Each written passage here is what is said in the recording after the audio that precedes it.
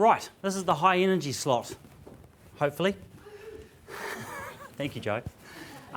So this session is on return on investment, okay, for you guys as breeders. Why are we sort of delving into this area? One reason would be because delivering return on investment information is going to become much easier with calculators and internet-based tools and things like that. I think over the years that's been one area that we've really struggled with, how to easily describe to breeders not only why should they use technology, but even in terms of when they use the technology, where is the benefit coming from? Okay, so that's a really big reason for it. So we're going to step through with you the way that we've tried to describe return on investment, and on the back of a calculator and a report. Okay, but before I do that, I want to describe what we're going to do in the second half of the session, which is a bit of workshopping. So there's around about 20 breeders in the room, so we're going to break you up into 4 groups, so there should be roughly 5 at each board. Okay, and when you go to that board, we're going to ask you to put a hat on. Okay, so not you as a breeder, but you're going to represent a type of breeder. Okay, so it's really critical that you listen to what we've tried to achieve in this calculator and the 4 outcomes of value proposition, so that when you go to your board and you've got your hat on, you can sort of think in that vein and then start writing some stuff on the board. Okay, who's done a SWOT analysis before? Okay, strengths, weaknesses, opportunities and threats. And that's basically what we're going to be asking you to do when you go to the board, is describing some strengths, opportunities and weaknesses and threats. So really just the goods and the bads of the outcomes of some of the stuff. Okay, so you are going to be fueled with this information. Okay, so you're going to know exactly what was the return to you in terms of using technology? What does that mean in terms of the value of your genetics? And therefore, where does that place you in industry? Okay, so not only do you know about it, but commercial ram buyers coming up your driveway are also going to know that you know. Okay, so they're going to want to know about the value of genetics and where you're placed in industry. Okay, so it's really key that you understand what hat you're going to be wearing when you go to the boards. Right. The process that we've been through, we obviously had to get to an endpoint and describe return on investment in 4 main ways. So we had to be very careful about the questions that we were asking. So we built that in terms of a survey. The survey was largely around, what does your breeding operation look like? What are some of the parameters that go in? What sort of selection decisions do you make? Okay, so survey, analysis, and then report and consult. In terms of a report with these various outcomes on the back of them. And if one thing we've learnt so far, we're not asking the right questions. I say that because we're aware that some of the questions that we're asking are a real sort of balance, and depending on how you answer them, it can throw you wildly around in terms of the return that you should be making or aren't making. Okay, so we have to get much better at asking questions, and again, that's the point of this workshop, to fine-tune this so that we understand how better to place you with breeders in terms of this information. Okay, are we asking the right questions, and are we giving you the outcomes in the right form? Okay, right. Why return on investment? At the end of the day, because we want you as ram breeders making more money. Not only you making more money, but the whole industry making more money. Rams are as cheap as chips. We can make a whole lot more out of them. And if you guys don't understand why you need to implement technology, then you're not going to use it, and the whole industry is going to suffer, because there's much more gain to be made by using a whole lot of technologies. Okay, so we have to get much better at describing to you the return on that investment. If you don't understand it, then the commercial farmers are going to have a really hard time having that conversation with you. So they're going to be coming up the driveway, and they're going to be expecting transparency in terms of you knowing what your genetics are worth. All right? Right, the 4 areas that we've tried to describe return in. The very first one you will be overly familiar with, really genetic trends.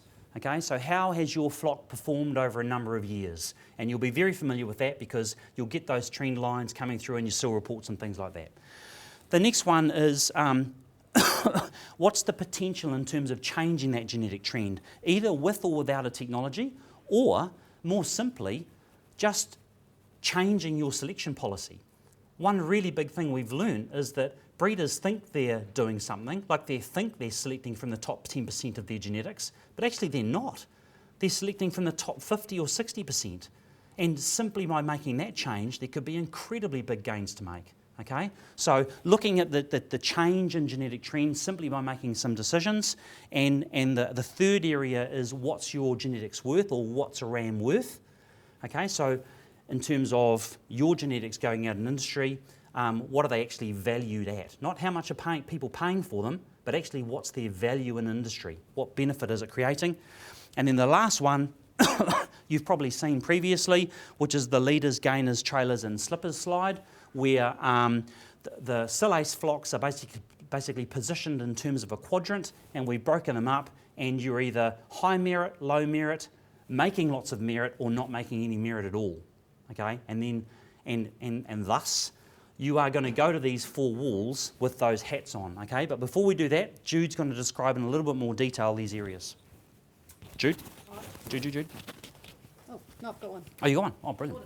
So you guys have all seen genetic trend graphs, no surprise. When I think about a genetic trend, they're actually quite lumpy. So this is some data from one of the breeder flocks that we've used to trial the calculator. And you can see its genetic trend for dual purpose production, which includes growth, reproduction and fleece in this model, is a bit lumpy. So when I've estimated the trend, what I've done is I've actually taken the average trend over the last 4 years, so that we're trying to even out the inconsistencies of year-to-year gain. And then if you take that trend, you can actually look at it and project what rates of genetic progress you might do going forward. And so for this farmer, that's the blue line there. Now when I looked at his survey, he thought he was making progress a lot faster. What they said they were doing in terms of selection intensity and how they're selecting their rams didn't match what the figures were showing. So, and that's one of the key outputs from the study, is that people will often say, yeah, I'm going from the top 10% of ram lambs, but the reality is they're choosing from the top 30, 40 or even 50%. So a key outcome is actually just raising awareness of selection intensities, and that's one of the best things you can do to increase your rate of genetic gain. Jude, how easy is it to do an audit like that in our operations? Well, basically I'm just looking at... Sorry, Richard, we've only got 10 minutes. We're going to crack on. But yeah. At the end of the day, it's going to be really easy, because that's going to be the outcome of this exercise. It's still age data. I actually take the real figures. So, we predict he should be going at about $2 per year. The average breeder in New Zealand is going at 77 cents per year. Jude, I hate to throw a cat amongst pigeons, but the reason why most breeders don't select for their top 10% is because, they might have bad feed, soundness, all those sorts of things. Absolutely. In all the models, we assume that 30% are gone before you even start selecting. So we use conformational culls. We take 30% out of the calculation. When you're looking at size, though, you are super fussy in terms of what you put across it. Yeah. It's a good sound ram to sell commercially, but it's sire, you're super fussy. Absolutely, but I think the key thing is that there is added intensity that could be put on. And we've seen this time and time and time again through lots of studies. And this breeder, if we move on, I'll come back to that in a couple of slides. So here now we've got a typical commercial farmer, and what's a ram worth to the commercial farmer? And last time I got up here and I said, one index cent is worth about $3. But in actual fact, it really depends on the commercial farmer you're selling to. So here's one that buys a ram, uses them for 3 years across 100 ewes per year. They tail 1.45 lambs, and a key thing is how many of the ewe lambs do you keep in the flock, because that's where the merit of the ram keeps going on and on and on through the generations. If you do that, every index cent is worth about $2.60. And then if you compare 2 rams, ram A is 1,000 cents and ram B is 1,500 cents. The marginal difference between those two is about $1,300. So that's a great justification for paying an extra couple of $100 for a ram. And we'd like to make a calculator like this that people can actually go, why should I pay $200 more for that ram? And from the breeder's side, why is this ram worth $200 more? So both sides of the equation.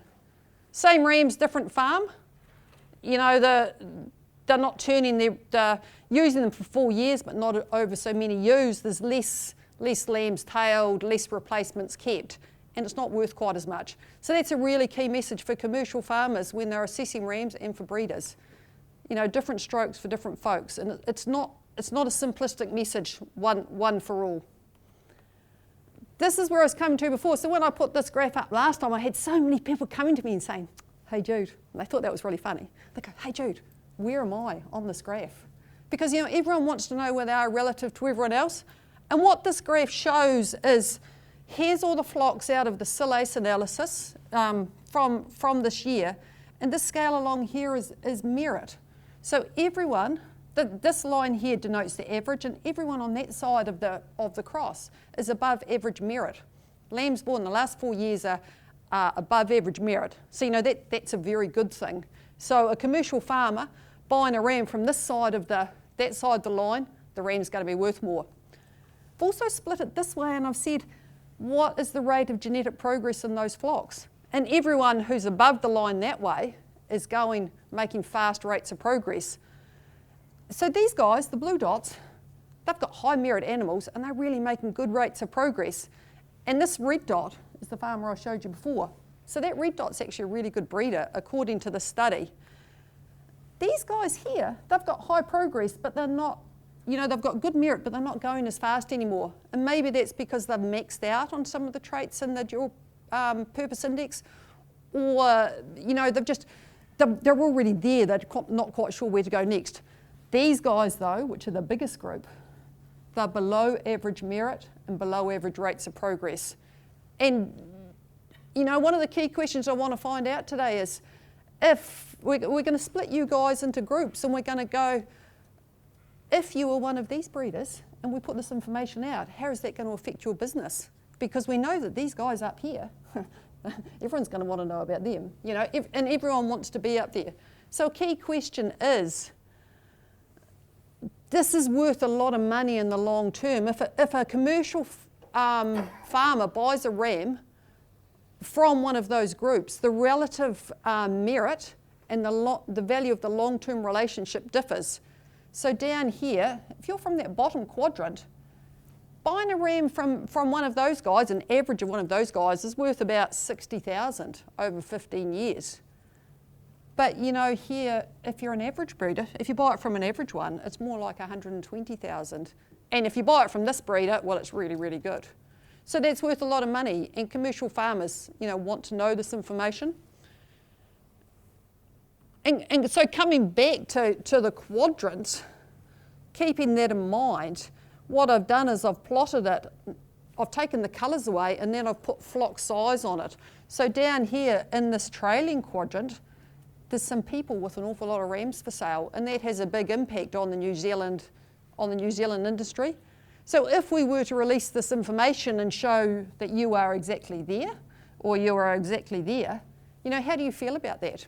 And, you know, what about if we actually said to everyone, we actually made it known what above and below the line meant? You know, how would that affect you as a business? And, you know, and this is my final slide. I've actually done this analysis twice. So when we did it based on 2011 data, these flocks here were all in the leading quadrant. And when I went back and redid it again, lots of them are still up there. You know, a lot of those leaders, they're just cranking along and doing really, really, really well.